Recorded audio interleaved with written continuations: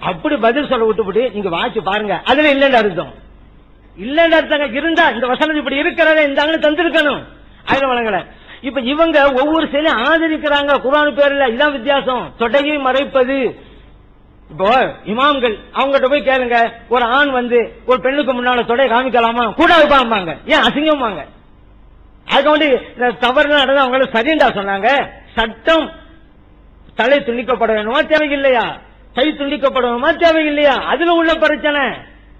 அது சரியா இல்லையா? அது ரிசர்ச். அந்த செயல் கூடுமா கூடாதா? அல்லாஹ் ரசூலுக்கு உகந்ததா கோபத்தை உண்டாக்குமா? கேளுங்க. மகா கொள்ளாத பாவம் அந்த இமாம் சொல்லுவாங்க. ஜாயிஸ்டா சொன்னாங்க. என்ன பேசுறீங்க? ஆனா நீங்க ஜாயிஸ்ங்கிறீங்க, ஆயத்தை கொண்டு வரீங்க. ஹதீஸ் பேர்ல பெண்கள் காட்சி பொருளாக்குறீங்க, ஆண்களும் பெண்களும் கலக்குறீங்க. தர்காங்கிற வார்த்தை சொன்னீங்களே, தர்காவில் ஆண்களும் பெண்களும் இருந்தாலும் கூட கூடாதல்லவா நாங்க சொல்றோம், தப்புங்கிறோமே. இங்க மட்டுமா சொன்னோம்? எங்களுடைய மாநாட்டுன்னு சொன்னோம். ஜியாரத் உண்டு, ஆனா முறைப்படி செய்ய வேண்டும். ஆண்களுக்கு தனி, பெண்களுக்கு தனி, தனி இடத்தை நீங்க ஏற்படுத்துங்கள் தர்காக்களுடைய நிர்வாகிகளேங்கிறத அந்த மாநாட்டை வேண்டுகோள் வச்சோம். கூடாதுங்கிறோம். தவறு நடக்கலாம், தப்பு நாங்க சொல்றோம். ஆனா நீங்க ரைட்டுங்கிறீங்களே, ஆண்கள் பெண்கள் ஒன்று கிடக்கிற ரைட்டுங்கிறீங்க. அவன் மனைவி உவ மனைவி சேர்ந்து சாப்பிடலாங்கிறது ஆயத்தில் இருக்குங்கிறீங்க. பெண்களை பார்க்கலாங்கிறீங்க, அவன் மனைவி பார்க்கலாமா? பார்க்கலாமே. மார்க்கல் கூடுங்கிறீங்க. பெண்கள் இருக்கிறது ஆண்கள் தொடைய காட்டலாமா? காட்டலாங்கிறீங்க. எல்லாத்துக்கும் குர்ஆன் ஆயத்தை ஆதரமா காட்டுறீங்க. இது அசிங்கமா? எதுங்க அசிங்கம்? கூடாதுன்னு சொல்றது அசிங்கமா, கூடும் சொல்ற அசிங்கமா? நீங்க யோசிச்சு பாருங்க. ஆண்கள் வந்து தொடைய காட்டலாமா பெண்களுக்கு மத்தியில? ஒரு ஆள் தொழுதா கூடும், அப்ப பள்ளிக்கு வரலாமா? இதுல வெறும் பெண்களையும் பள்ளிக்கு வாங்கன்னு கூப்பிட்டுக்கிறீங்க, ஆண்களையும் தொடையோட காமிக்கலாங்கிறீங்க. இதெல்லாம் நீங்க கூடுங்கிறீங்க. அதுக்கு ஆயத்தையும் ஹதீஸும் கொண்டு வந்துறீங்க, இதெல்லாம் கூடுண்டு. ஆனா அசிங்க இமாம்கள் விஷயத்துல நீங்க சொன்ன ஒரு விஷயத்தையாவது மார்க்கத்தில் கூடும் என்று அந்த இமாம்கள் சொன்னாங்களா? தண்டனை உண்டா இல்லையா? அது கருத்தோடு முன்ன இருக்கு. அதான் சொல்றேனே, ஒரு ஆள் கை துண்டிக்கப்பட்டதா இருந்தா கூட ஒரு அளவுகோல் இருக்குது.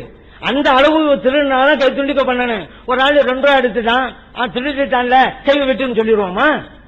நான் 2 ரூபா சொன்னா கை வெட்டாதன்னு சொன்னதுனால திருடுவது கூடும் நான் சொல்லிட்டேன் ஆகுமா? எது எப்படி அப்படி பாருங்க.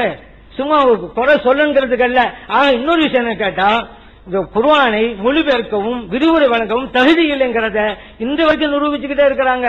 ஏன்னா நம்ம குற்றச்சாட்டு கொடுத்துக்கிட்டே இருக்கிறோம், அவங்க பதில் சொல்லவே கிடையாதுங்கிறதையும் நான் உங்களுக்கு நினைவுபடுத்துறேன். இவ்வளவு பிரச்சனை வச்சோம்ல, அதுக்கு ஏதாவது பதில் சொன்னாங்களா? நம்ம கேட்ட கேள்வி நேரடியாக பதில்ங்கிற பேர்ல இவருக்கு பாதி இருக்கு, இவருக்கு 6 ஒன்று இருக்கு, அதையெல்லாம் தெரிஞ்ச விஷயமாச்சே.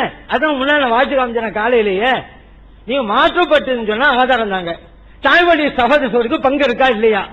இதுவரைக்கும் யாரும் சொல்லாட்டும் சொல்லுவாங்க. இஸ்லாத்தில் கருத்தே அல்லது 1400 வருஷமா யாருடைய சிந்தனை எல்லாம் போறாரு கொஞ்சம் சொன்னா இஸ்லாம் அல்லங்க. அது அதான் யதார்த்தம். அதே இதுக்கு முன்னாடி யாரோ சொல்லியிருந்தாங்க, அது சொல்லுங்க, அப்படி சொல்லிட்டாங்க அப்படி இல்லைன்னு. ஏன்னா அப்படி இல்லைங்கிற நமக்கும் தெரியும். ஏன்னா அப்ப இதுல என்ன வழங்குது ஒவ்வொன்னாக. இப்ப பாருங்க, அடுத்து என்ன இருக்கிறாங்க, கலா தொழுகை இல்லையா? கலா தொழுகை இல்லைன்னு சொல்றதா இருந்தா, மக்கள் யாரும் சோம்பேறிகள் ஆக்கிறதா இருந்தா அதுக்கு உண்டான ஒரு ஆதாரத்தை காமிக்கணும். அதுக்கு ஒரு வசனத்தைங்கிறாங்க. என்னது? 369 கலா தொழுகைன்னு ஒரு தலைப்பை போட்டுக்கிறாங்க. பக்கம் 1463. அதுல ஃபஹலஃப மின் பஅதிஹிம் ஹல்ஃபுன் அப்படிங்கிறாங்க. அல்லாஹு ஸலாத்த, பின்னால் ஒரு கூட்டம் வரும், அவங்க தொழுகை வீணடிச்சிருவாங்க, ஆசைகளையும் பின்பற்றுவாங்க அப்படிங்கிறது. அப்ப இவங்களுக்கு வந்து இல்லாமன் தாபா பின்னால வருது, தௌபா செஞ்சவங்களே தவிர. அப்ப தௌபா செஞ்சுட்டா போதும், தொழுகை தேவையில்லை. தொழுகை எப்படி முடிவு பண்ணாங்க? அங்க தொழுகை வீணடித்தவள் தானே இருக்குது. தொழுகை ஒழுங்கா தொழுவாதவனும் இருப்பான், அந்த வகுத்தில் தொழுவாம அடுத்த வகுத்தில் தொழுதவனும் இருப்பான், அதுவும் குற்றம் தானே. நேரத்தில் தொழுவா விட்டா அதுக்கு தௌபா செய்யணும் இருக்கு. கலாத்துறை தேவையில்லை இந்த வசனத்தில் எங்க இருக்குது?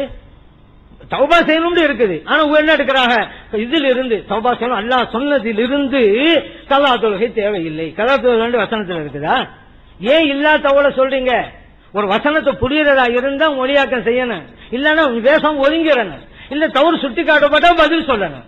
அதுக்கு பதில் சொல்லாம பெண்ணு ஹஜ்ஜுக்கு போனாங்க, இவங்க வந்தாங்க, அதான் சிங்கம் இது சிங்கம், இதெல்லாம் பதிலா ஆகாது. நீங்க எழுத தப்புன்னு உங்களுக்கு நேரம் கேள்வி கேட்டுக்கோங்க, அதுக்கு பதில் சொல்லணும். இல்ல அதுக்கப்புறம் மானசீகமா முஸ்லீம் ஆயிட்டாரு, மானசீகமா தான் ஒருத்தர் முஸ்லீம் ஆக முடியுதா? மானசீகமா முஸ்லீம் ஆயிட்டாருன்னு சொல்லி ஒரு புது டயலாக் ஒண்ணு விட்டாங்க. அதுக்கப்புறம் இப்னு அஸாக்கிர் ஹதீஸ போட்டு எழுத்த போட்டு இது இந்த விஷயத்தை திருப்பி செஞ்சுட்டாரு, அவர் கருத்துக்கு மாற்றமான கருத்து பின்னாடி இருக்குதுன்னு போட்டோம். பட்டுன்னு பதில் சொல்லிட்டு போயிடலாம். அதுக்கு ஒத்துக்கிற மனப்பான்மை கூட இல்ல, நான் தவறு செஞ்சுட்டேன் அது மாதிரி இல்ல. அபுதாவுல ஹதீஸ் இருக்குன்னாரு, அதுல பகிரங்கமா தெளிவா இருக்குது அபு தாலிப் முஷ்ரிக்னு சொல்லி அதை கேட்டோம், அதுக்கு பதில் இல்ல. நாலாவது நசை ஹதீஸ் கேட்டோம், அதுக்கு பதில் இல்ல. அஞ்சாவது புகாரி ஹதீஸ்ல இருட்டடிப்பு செஞ்சுட்டாருன்னு சொன்னோம், அதுக்கு பதில் இல்ல. முஸ்லீம் ஹதீஸ போட்டு அதுலயும் பாதியை மறைச்சிட்டாருன்னு சொன்னோம், அவர் கருத்துக்கு மாற்றமா இருக்குண்டு. ஆறாவது அதுலயும் பதில் இல்ல. ஏழாவது வந்து வேண்டுமென்றே காற்று விடுதல் அப்படின்ற கிதாபுல இல்லைன்றாரு, இருக்குன்னு காட்டணும், அதுக்கு பதில் இல்ல. எட்டாவது கிழக்க உள்ளவனு மேற்க உள்ளவனு கல்யாணம் பண்ணிக்கலாங்கிற பண்ணிக்கிட்டு புள்ள பார்த்தா வந்து அவன் புள்ளதான்னு சொல்லி சொல்றீங்க, இது சாத்தியமே இல்லை என்று சொன்னோம், அதுக்கும் பதில் இல்ல. இது நடைமுறைப்படுத்துவா நாங்க சொல்றோம், நடைமுறைப்படுத்துறோம். இது இப்படி நடந்தால் அவன் புள்ளன்னு தான் நீங்க சொல்ல போறீங்க, நடைமுறைப்படுத்தக்கூடிய சட்டம் தான். எட்டாவதுக்கு அதுக்கும் பதில் இல்ல. 20 வருஷம் கழிச்சு தலாக்கு விட்டு 20 வருஷம் கழிச்சு புள்ள பார்த்து அவன் என்னப்பான்னு கேட்டா 20 வருஷம் கற்பம்ங்கிறீங்க.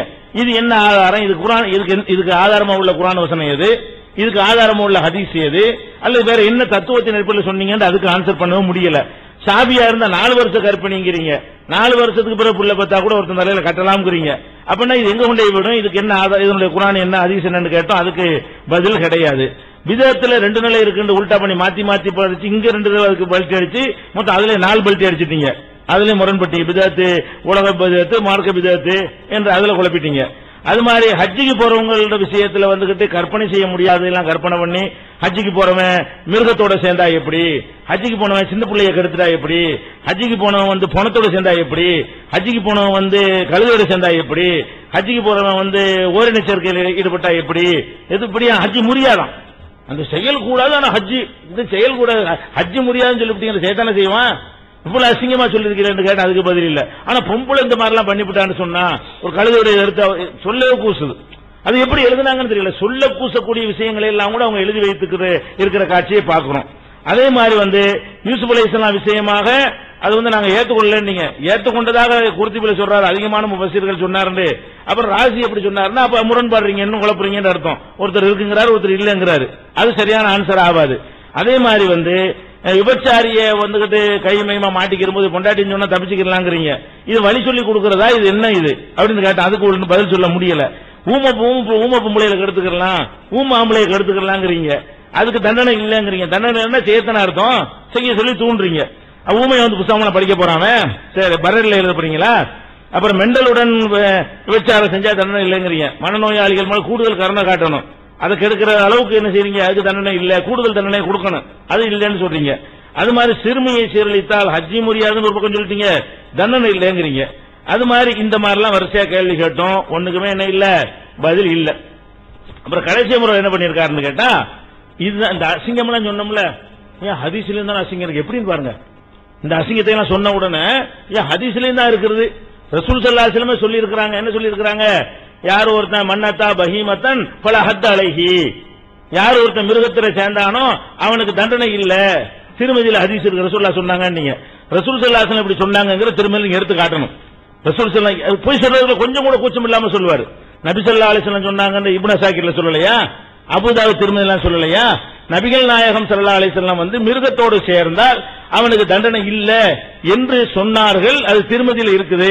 அப்ப ரசூலுல்லாஹ் தான சொன்னாங்கன்னு சொல்லி அப்பட்டமாக நீங்க புழுகி இருக்கிறீங்க, நான் குற்றம் சாட்டுறேன். திருமதியிலிருந்து அந்த ஹதீஸ் என்ன செய்யணும், அதை காட்டி தான் உங்களை நியாயப்படுத்துறது. அதுக்கு தான் கலகலப்பு அங்க ஏற்பட்டுச்சு. ரசூலுல்லாஹ் நமக்கு சப்போர்ட் பண்ணிட்டாங்கன்னு நினைச்சாங்க, கலகலப்புலாம் காட்டினாங்க. ரசூல் ஸல்லல்லாஹு அலைஹி வஸல்லம் அப்படி சொன்னாங்கன்னு என்ன செய்யணும், நீங்க எடுத்து காட்டணும். அது முக்கியமான ஒரு அரேஞ்ச்மெண்ட். இன்னும் ரசூலுல்லாஹ் சொன்னதா எடுத்து காட்ட வேண்டிய விஷயங்கள் நிறைய கிளிப்பிங்கள் இருக்கு வரும். ரசூலுல்லாஹ் சொன்னாங்கன்னு என்னென்னலாம் பொதுமக்கள்கிட்ட சொல்லி இருக்கிறாரு, அது அந்த ஹதீஸ் எல்லாம் காட்டுங்கன்னு என்ன செய்வோம், வரிசையா கேட்போம். ரசூலுல்லாஹ் சும்மா விளையாட்டு, அவங்களுக்கு சும்மா விட்டு அடிக்கிற சபையில வந்துகிட்டு இங்கே அடிக்கிறான்னு பாருங்களேன், எடுத்தா பார்க்க போறாங்கன்னு தைரியத்தில் வந்துகிட்டு ரசூலுல்லாஹ் சொன்னாங்கன்னு சொல்லி இருக்கிறாரு. அப்ப நபி ஸல்லல்லாஹு அலைஹி வஸல்லம் சொன்னதாக என்ன செய்யணும், அவங்க எடுத்து காட்டணும். அதனால இது எல்லாமே என்னது, அவங்க வந்து தப்பு தவறுமாக புழுகி இருக்கிறார்கள் என்பதை நான் சொல்லிடுறேன்.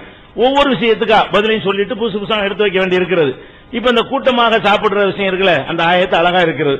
உங்களுடைய வீடுகளிலோ, உங்கள் சின்னமாக்கள் வீடுகள், மாமிகள் வீடுகள், நண்பர்கள் வீடுகள்ல சேர்ந்தோ தனியாகவோ சாப்பிடுவது குற்றம் இல்லைன்னு இருக்கிறது.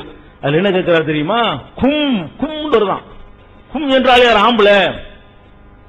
கும் என்றால் குர்ஆன்ல எல்லாமே கும்முண்டு தான் வருது.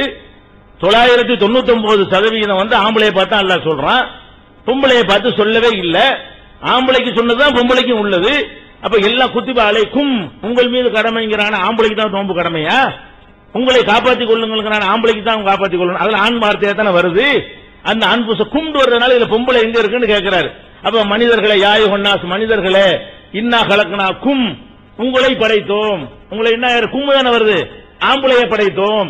மின் சக்கரிவம் உன்சா, ஒரு ஆணிலிருந்து ஒரு பெண்ணிலிருந்து ஆம்பளை தான் படைச்சோம்.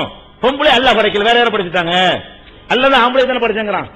உங்க அர்த்தப்படி ஆம்பளை தான் குறிக்கும்னா முசலமா கேட்கறாங்க ரசூலுல்லாஹ்ட்ட, எங்க பார்த்தாலும் ஆம்பளைக்கு அல்லாஹ் சொல்றானு. ஆம்பளைக்கு சொன்னதெல்லாம் பொம்பளைக்குன்ட்டாங்க. அதுல அடங்கி போச்சு.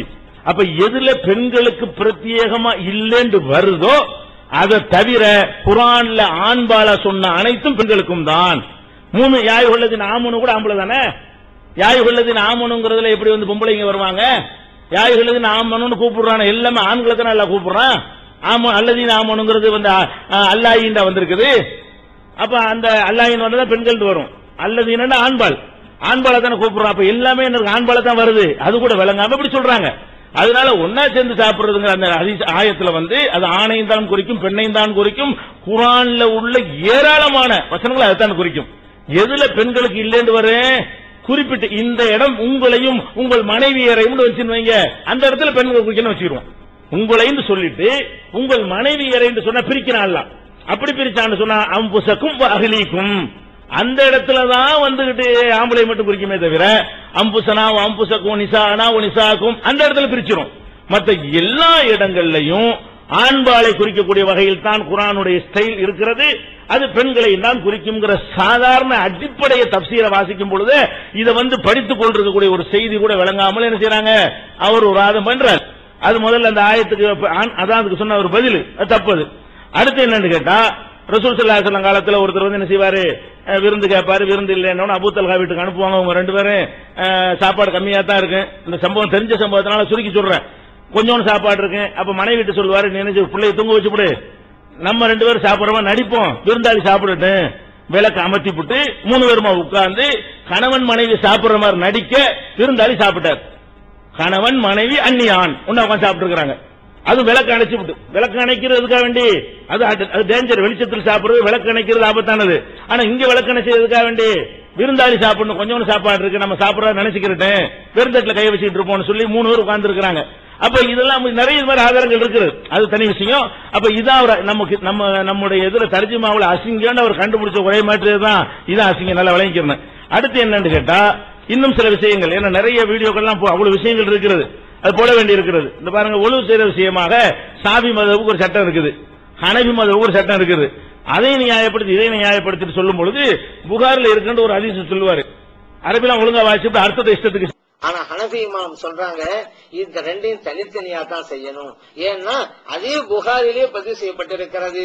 நபிகள் நாயகம் ஸல்லல்லாஹு அலைஹி வஸல்லம் அவர்கள் வாய்ப்பளித்தார்கள். அதே போன்று மூக்கையும் சுத்தம் செய்வார்கள். சலாசம் பி சலாசின், மும்மூன்றாக செய்தார்கள். அப்படிங்கிற மும்மூன்றாக செய்தார்கள். வாய்ப்பளித்தல் என்பது 3 தடவை தனியாக, அதே போன்று மூக்கை சுத்தம் செய்வது 3 தடவைகள் தனியாக. இந்த ஹதீஸின் அடிப்படையிலே இது தனித்தனியாக செய்ய வேண்டும் என்று ஹனஃபி இமாம் ரஹ்மத்துல்லாஹி அலைஹி அவர்கள் கூறுகிறார். இதெல்லாம் என்ன புரிந்து கொள்றோம் அப்படின்னு கேட்டா, ஷாஃபி மதஹப் என்றாலும் ஹனபி மதஹப் என்றாலும் எல்லாம் ஹதீஸுடைய ஆதாரங்களின் அடிப்படையில் தான் அமைந்திருக்கிறது, இடம்பெற்றிருக்கிறது. சரி, இப்ப வந்து சலாசம் பி சலாசின்னா 3 அர்த்தமா? இஷ்டத்துக்கு என்ன சொல்லிடுவீங்க அரபில் ஒண்ணு வாசிச்சுட்டு. இப்ப சலாசம் பி சலாசினுக்கு என்ன, சலாசன் சலாசன் வந்திருக்கா, சலாசன் பி சலாசன் வருதா? அதுல இருந்து இந்த கருத்து எப்படி வரும்? சும்மா அரபில வாசிக்கிறதா சொல்றதுன்னு ஒண்ணு. அடுத்து என்ன, எல்லாமே மதஹபுலாம் ஹதீஸ்ல இருக்குங்கிறாரு. அப்ப எடுத்து சொல்ல வேண்டியதானே? இப்பவும் நிறுவறாரு, மதஹபுல எல்லாமே என்ன இருக்கு. அப்ப 20 வருஷம் கற்போம், 4 வருஷம் கற்போம், ஊமையை கெடுக்கிறது, சிறுபிள்ளையை கெடுக்கிறது, குணத்தோட சேர்றது, எல்லாத்துக்கும் ஆதாரத்தை காட்டுங்க ஹதீஸ்ல இருந்து.